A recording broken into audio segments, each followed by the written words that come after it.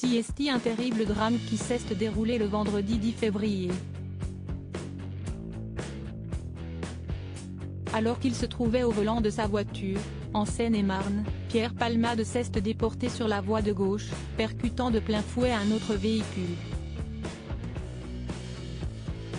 L'humoriste a grièvement blessé une femme enceinte, qui a perdu son bébé par la suite, un homme ainsi que son fils, âgé de 6 ans, qui se trouve toujours dans le coma. Une enquête pour homicide et blessure involontaire par conducteur ayant entraîné une incapacité totale de travail supérieure à 3 mois a été ouverte. Ce lundi 13 février, CST sur l'antenne de BFM TV que des précisions ont été apportées. On a tous les éléments qui nous permettent de remonter vers ces deux personnes, on a beaucoup d'éléments de preuve, a d'abord expliqué Camille Chaise, la porte-parole ministère de l'Intérieur. L'enquête prend du temps mais je ne vous dirai pas si les deux hommes ont été identifiés parce que ce sont des éléments judiciaires et je ne peux pas vous le dire, a-t-elle poursuivi avant d'ajouter qu'elle ne peut pas en dévoiler davantage. Si 3 jours paraissent longs, il faut laisser le temps aux policiers de bien faire leur travail, a-t-elle déclaré, indiquant qu'elle ne savait pas si les individus allaient être arrêtés.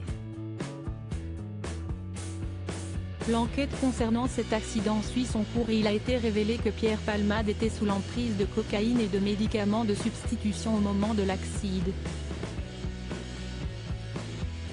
Il y a également des témoins qui ont affirmé avoir vu 2 jeunes hommes prendre la fuite, avant l'arrivée des secours.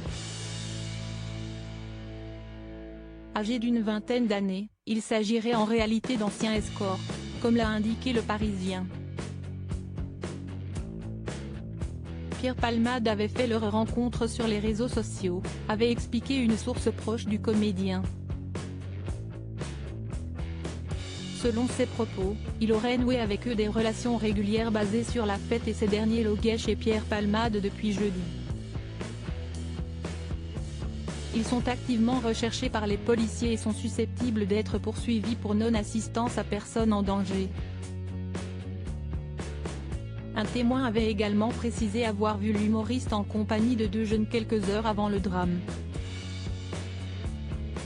Tous consommaient des stupéfiants. Le téléphone de l'humoriste a pu être saisi par les enquêteurs mais celui-ci va-t-il apporter les réponses aux nombreuses questions ? Il y a un couple, qui disposait d'une caméra embarquée, qui a pu fournir les images aux policiers. François Rollin, il a essayé de se soigner. Des précisions concernant ce terrible drame ont été apportées ce lundi 13 février. François Rollin, le metteur en scène de l'humoriste, a évoqué l'addiction de Pierre Palmade. Cette addiction, je l'ai vue de près, a-t-il d'abord confié avant d'ajouter, je l'ai vu lutter. Je sais comme si est affreux. Le système de soins ne sait pas prendre en charge les addictions. Selon lui, le cas de Pierre est particulier, a-t-il précisé.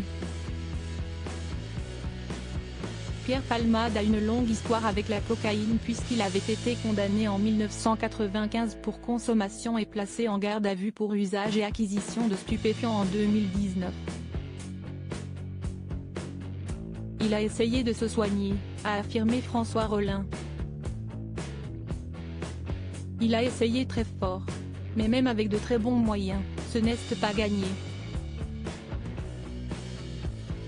L'addiction est une maladie, a-t-il déclaré avant d'ajouter, je n'aille pas à défendre Pierre. Il a commis une faute grave.